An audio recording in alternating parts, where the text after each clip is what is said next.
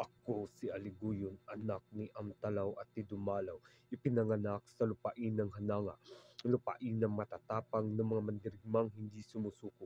Mula pagkabatay, tinignan ng mga gigiting na sandata ang aking duyan at awit ng digmaan ang pumupuno sa aking pandinig.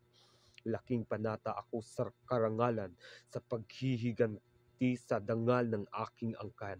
Sinanay ako ng ama kong si Amtalaw, ang mandirigmang tinitingala sa aming nayon na huwag kailanmang umurong sa laban at huwag hayaang dungisan ang aming pangalan. Kaya nang dumating ang panahon, ako'y humarap sa tadhana. Sa bawat hampas ng hangin nararamdaman ko ang tawag ng pakikipagdigma. Ang ngalan ni Pambukahayo ng daligdigan ang umalingaw sa bawat sigaw ng bayan.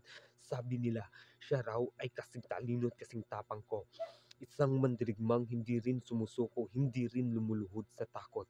Kaya lumakad ako, bitbit ang sibat, ang tapang, ang galit, bitbit ko rin ang pagnanais na patunayan sa mundo na ako anak ng Hananga na walang aliguyo na tatalikod sa hamon. 3 taon, 3 mahabang taon kami naglaban ni Pambukhayon. Araw at gabi, ulan man o araw, ang aming sibat ay hindi bumitaw. Dumagundong ang lupa sa bawat tagisan at ang hangin ay naging saksi sa bawat galaw ng aming puso. Ngunit sa bawat hampas ng sandata, unti-unti kong nakikilala ang hindi ang aking kaaway, kundi ang kanyang pagkatao. Matapang siya, marangal, tapat sa kanyang lahi, at sa bawat pagharap namin nakikita ko ang aking sarili sa kanyang mga mata. Hanggang sa dumating ang araw na hindi nagalit ang pumipintig sa aking dibdib kundi paggalang. Naisip ko, hanggang kailan kami magpapasakop sa apoy ng puot? Hanggang kailan magiging alipin ng karangalan na walang kabusugan? Ang tunay na tapang marahil ay hindi lang ang lumaban, kundi ang huminto sa digmaan.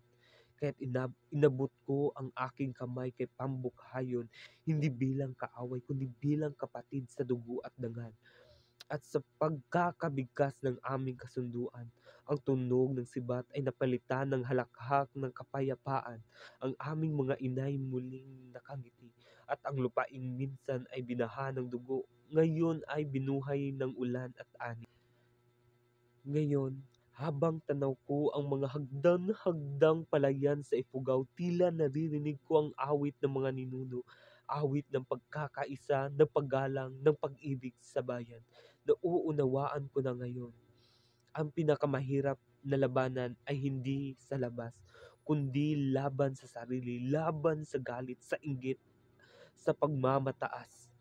Ako si Aliguyon, anak ni Amtalaw, mandirigma ng Hananga, ngunit higit doon, ako rin ay tagapagtanggol ng kapayapaan.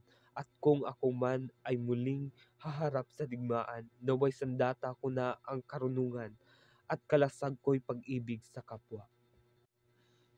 Sa wakas, natagpuan ko na ang tunay na tagumpay, ang tagumpay na walang sugat, ang tagumpay ng puso, ang tagumpay ng isang mandirigmang natuto sa kapayapaan.